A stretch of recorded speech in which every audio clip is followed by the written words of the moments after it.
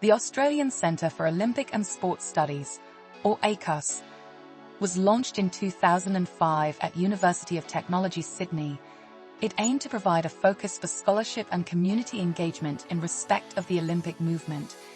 UTS welcomed Richard Cashman as the inaugural director of ACOSS, who brought with him resources and experience from his time as head of Olympic studies at the University of New South Wales. UTS's sport management team already had considerable exposure to the Olympic movement by virtue of the Sydney 2000 Games. For example, Stephen Frawley undertook a PhD about organizational development while embedded in SOCOG, while Christine Toohey worked with SOCOG on knowledge management protocols. Subsequently, UTS staff taught a delegation of sport management students from Greece who were earmarked for roles in the Athens 2004 Games. In other words, Sydney being host of the 2000 Olympics provided an impetus for the emergence, 5 years later, of a dedicated research centre, ACOSS. Within ACOSS, areas of interest and expertise have evolved with the arrival of new staff, along with their inevitable decline as staff move on.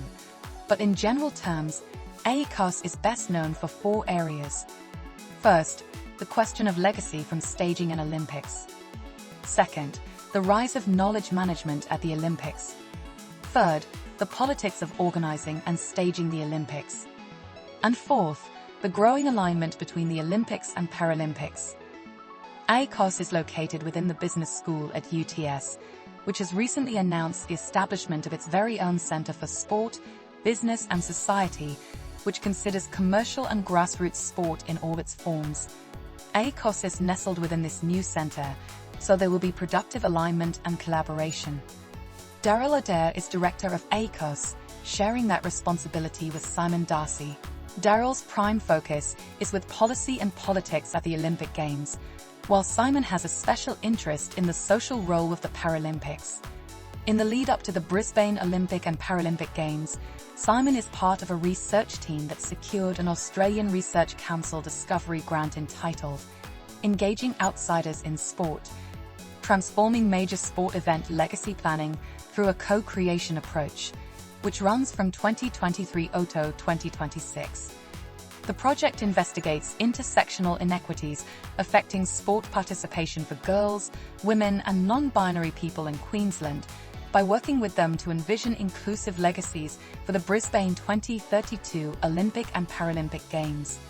It deploys a co-creation approach to identify how benefits can be achieved through legacy planning by engaging with diverse end users who have historically been marginalized as outsiders in sport.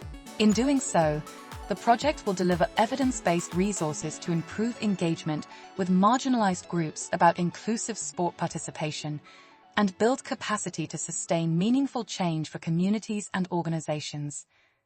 In addition to Adair and Darcy, the other core members of the ACOSS team are: first, Richard Cashman, the renowned historian of the Olympic movement.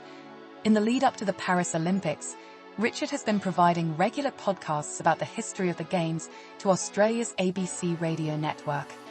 And second, Tony Veal, a prolific commentator in respect of policy and governance around the Olympics. What are ACOSS's plans for the future? Given the synergies between the Olympics and the Paralympics, ACOSS is looking to reposition itself as a centre for both Olympic and Paralympic studies. That realignment also speaks to the expertise of Simon Darcy, who has both lived experience of disability and a passion for research that contributes to improved opportunities and experiences for Paralympians.